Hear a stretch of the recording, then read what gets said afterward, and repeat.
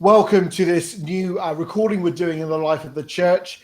And what we're going to be doing is interviewing people and seeing different things about how they're coping with lockdown, any tips, and certainly talking to people about particular areas of interest they might have within the life of the church and wider, and to see how we as a community can continue to support one another in this way. It's really great today that my guinea pigs are going to be Ollie and Amy Amikin. And do you want to tell us a little bit about yourself for those who perhaps don't come to our church, or for those who are in the life of the church that don't know you so well? Hello, my name's Ollie, and this is my wonderful wife, Amy. We have a new daughter who's named Nala, who's 8 months old. We've been living together for the last 2 years in the Southwest. Amy grew up here, but I'm completely new to the Southwest. I love it down here. I'm a youth worker by trade, and I work for a charity called Southwest Youth Ministries, which is a Christian. We work with lots of young people and leaders all across the Southwest. Yeah, so as Ollie said, my name's Amy. I work as well as a youth worker with vulnerable young people who've been kind of removed from all other types of school. And I've just returned from maternity, so that's all exciting at this current time. What a time to return from maternity leave, Amy. How have you been coping with lockdown with a small child? And have there been any tips that you've kind of learned about what living in lockdown as a family is really and how it's worked? I think for us, we've made use of a lot of amazing people who are making their sessions and baby groups and everything online.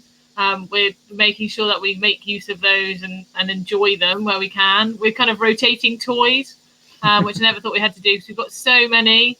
But actually, now that we've been locked in for 4 weeks, I think we've played with everything so many times. And just using the simple things, actually, for us, it's been, getting back to basics, getting out the egg boxes and the pots and the pans and just enjoying basic, simple things.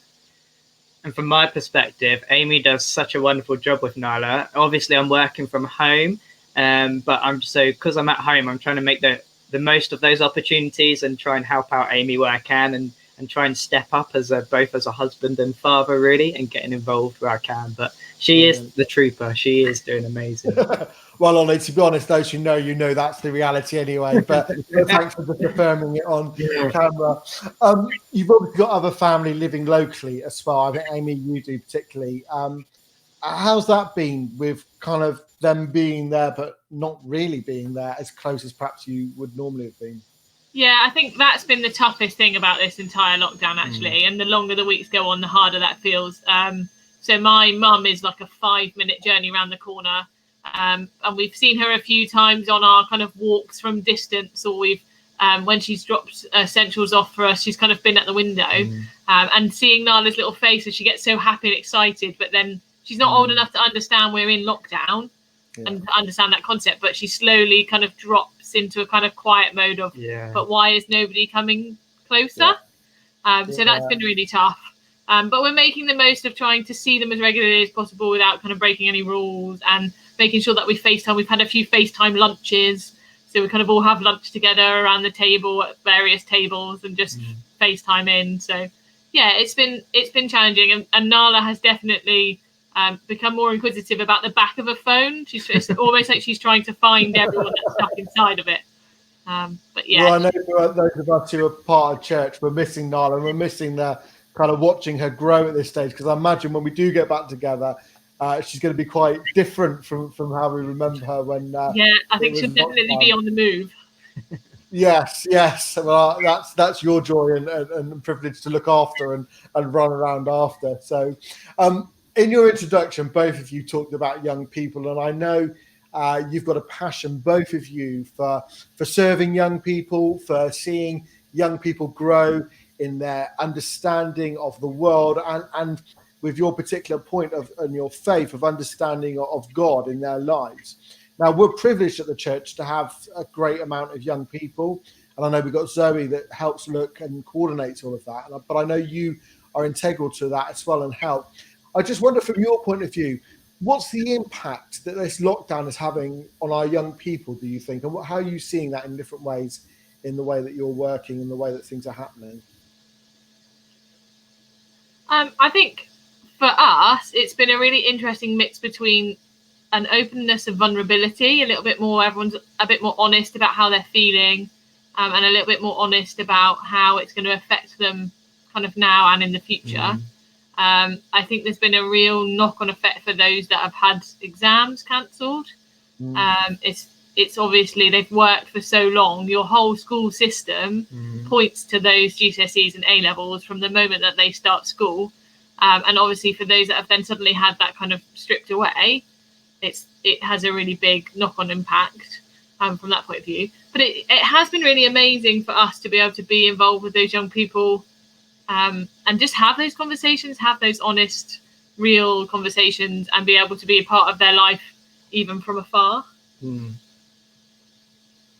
Yeah, it's really interesting. At the start, it was a little bit, I mean, for all of us, really, it was a little bit novel, and, you know, jumping in on Zoom and trying to get your head around that. It's been quite fun, and the young people have been really good. They've stepped up without us even saying anything. They've kind of said, oh, we could do this, and they're like hosting games nights as well for each other. Well, it's amazing of what they've done out of their own back for other people, and it's often we kind of think that young people kind of wait to take direction, but honestly they've taken such initiative, or at least the guys in SBC particularly have taken such initiative to support both their family and friends. It's been really nice to see. So it's been really encouraging both for us as well. Sometimes we've left the meeting thinking, wow, man, we need to step up with how we're talking to our friends. Yeah, it's amazing though, isn't it? I think young people sometimes do it naturally, and we're so self-conscious about these kind of things, but they're just out there doing it, aren't they? I think by nature, their world is, a lot of it is online anyway. So they've taken, quite a few of them taken to it really well. Where someone like me, I'm terrible with social media. I'm absolutely rubbish, and so it doesn't come natural. But it's something that I'm having to learn and get my head around about how I can, engage and interact with my mates and family over online. It's so important, isn't it? So I think, we've got to make sure, particularly as I kind of said, the mental health of our young people as well is so important, and this time of lockdown must be very difficult for some of them. Ollie, I'm just going to ask you a question, because obviously Swim is an organisation we as a church love and know. We love sending our children and young people on things like I've forgotten the name of the camp that you do. Spree. Thank you, Spree. I'll keep that in the edit as well. Obviously, huge, gutted, that actually it doesn't look like we're going to be able to, well, we won't be, because, how as an organisation do you deal with that, and kind of, give us a little bit, because obviously that's going to have a financial implication, but actually more than that, and much that's a heart implication of not being able to meet in the same way. And so, I mean, I don't know if you just want to, you might say no, Tim, I don't want to talk about that. You don't have just a couple of minutes just to kind of share some of your thoughts on that.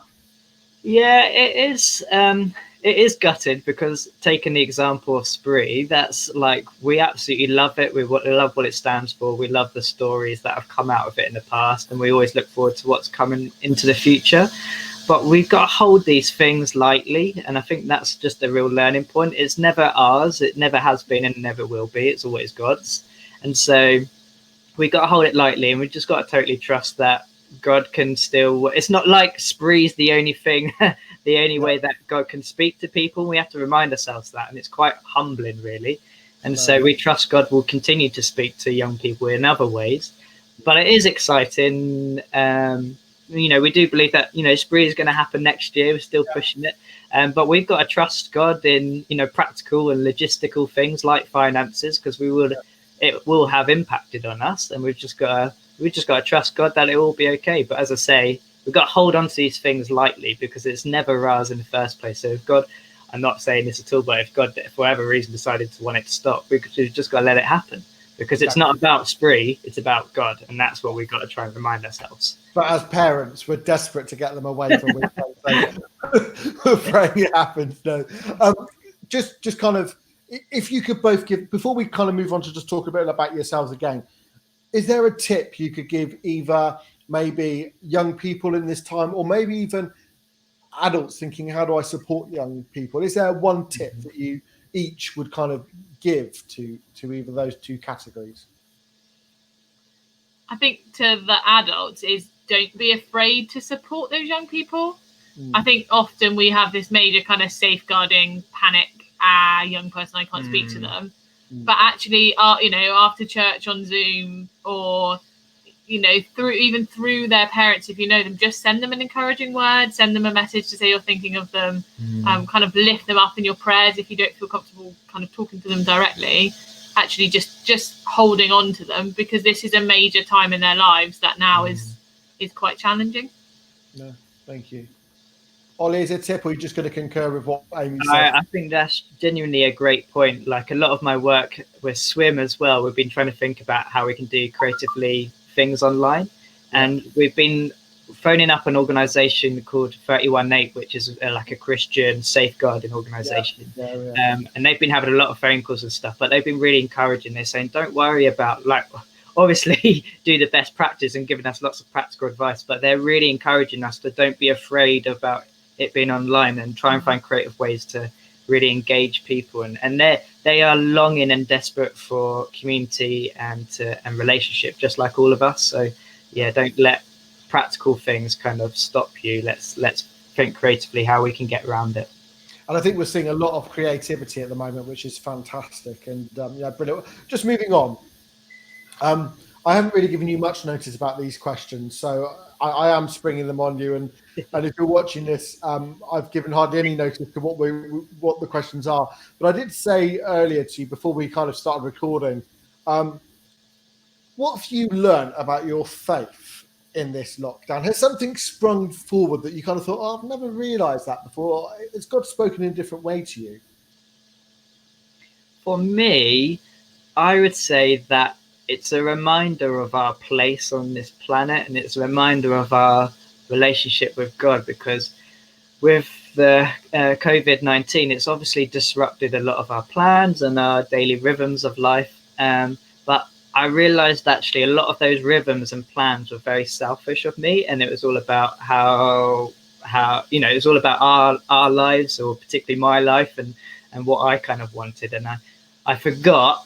Really, I have forgotten that actually it's about God. Everything I should be doing is about bringing glory to his name. And I think so many times do I kind of live my life for me and what I want, and I'm asking God to provide for what I'm striving for. But this is a reminder for me to say, actually, it's not about me, it's about God. So that's been really humbling. I'm still learning that, but we all are, mate. We all are. Don't worry about that. Amy, have you got anything to add to that? Yeah, I think for me it's been a real challenge, because I find God a lot when I'm outside and doing a lot in the nature and kind of seeing God in those things. And obviously with only being able to go out once a day, and really it's only a short time, because by the time Ollie finishes work, I've got to get Nala's dinner and all sorts of things. We've only kind of been able to have short walks. So for me, it's about trying to find God in those other things and those other times and moments. And I haven't realistically, I don't have a lot of time to sit down and have a big kind of Bible study time and be able to do that, just because nap times are filled with working at the minute, and we've got Nala to balance and things like that. So I think for me, it's just about sort of seeking God out in those little things, and remembering, just literally praying continuously, having those conversations with God that are short and sweet and snappy, rather than it kind of being one set sort of time throughout the day. I think that's the thing that people kind of often forget, that actually prayer is not meant to be a big performance. Even if you do it on your own, it's not meant to be that I've got all the words in the right place and I'm going to now give 20 minutes of continuous talk. It's a dialogue with God, and sometimes those short and snappy prayers are probably even as, not saying more powerful, but you know what I mean, there's a power behind them that, you know, we sometimes forget, that it's not just the eloquent big speakers, it's those short prayers that we just grasp in the middle of a 2-second break that we've got. So I'm going to ask you another question. Sorry, I completely kind of was paused there, and was waiting for you to say something. I thought, no, I haven't asked you anything. One of the things that obviously I've been doing with some fantastic, and we're going to hopefully be interviewing some of these people who've been tremendous behind the scenes, making sure church still happen over Zoom, making sure our house groups, our young people, I know you've been involved in the Zoom young people's groups and that kind of thing. Have you learned anything about, or has God spoken to you about church? You know, we've kind of almost, up until a couple of months ago, we probably wouldn't have even been having these discussions about how does church look different. But I just have a feeling we can't go back to being exactly the same as we were before. There is something beautiful about what's happening now. Obviously, we can't be like this forever. But what have you learned about church in this time? What have been the things you've held on to and the things actually, that surprised me? We were saying earlier that we're loving the community side of it. So actually, we're really we don't get us wrong, we're loving the church part too. But the kind of the afterwards tea and coffee, we're probably staying on for a lot longer to chat and stuff because we aren't thinking about what's next or what we've got to do for the rest of the day. And we were saying actually it's really challenged us to invite people back for lunch and to look at in the future kind of actually how are we mixing who we're speaking to? How are we making sure that actually we don't just navigate naturally to the same people that we navigate towards every week? And actually how can we speak to those people who potentially we wouldn't know or we wouldn't kind of have those conversations with? It's amazing, just before you come in on it, it's amazing because for those who don't know, with our Zoom, it randomizes people to go into different rooms, doesn't it? So actually, you're never going to be in the same room with people until we get to the final 5 or 6 who are on at the end, and we know those people who they are. But no, that's great. So Ollie, sorry, you carry on. I would definitely concur with that. But just to add an additional thought, for me, it's been a real highlight that there's been so many people that have been plugging into our church and the online stuff we do on a Sunday morning way beyond the regular members. And to me that screams that something is longing and people are hungry for spiritual input of any kind. And I think the fact that we put it out there and stuff, they kind of tapping into it and logging on because there's something in them that they are looking for hope and stuff, and we know what that hope is and we carry that. But I think it screams to me that the harvest is big and that we need to for me anyway, I need to get uncomfortable and really kind of tap into that, because so many people out there are hungry for it, and for whatever reason we're not communicating to them, we're not engaging with them at their level. So I don't know what the answer is, but that's certainly something I want to reflect on further. That's a shame, because I was hoping you were going to give me all the answers and we could just I think just to add into that, I think you're right, the church has never been more accessible than what it is now. And the reality is there is a church in every home in the world at the moment, if they're if people are invited in. I kind of wonder going forward, the pattern, all of a sudden our service has become 45 minutes.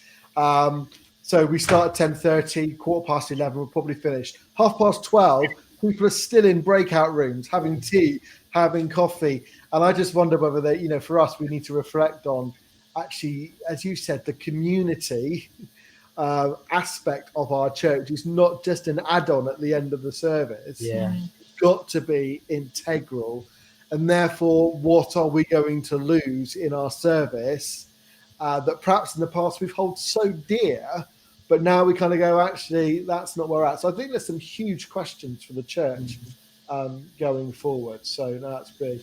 Ollie, Amy, I think we'll call it a day there, but I just want to say thank you so much for being our guinea pig. Thank you for sharing, and I really appreciate your open and honesty in doing this. So thank you very much, guys. Really appreciate it. It's been a pleasure. Thanks. That's the first of our shows we're going to do. We're going to be meeting other people in the church as well. So if you want to follow us on Facebook, these will be on Facebook and our YouTube channel as well. But please continue to follow us. And if you want to be interviewed like this, again, just drop me a line, and hopefully we'll be able to see different people and where they're coping and the way this lockdown is affecting us all. So God bless you, and see you soon.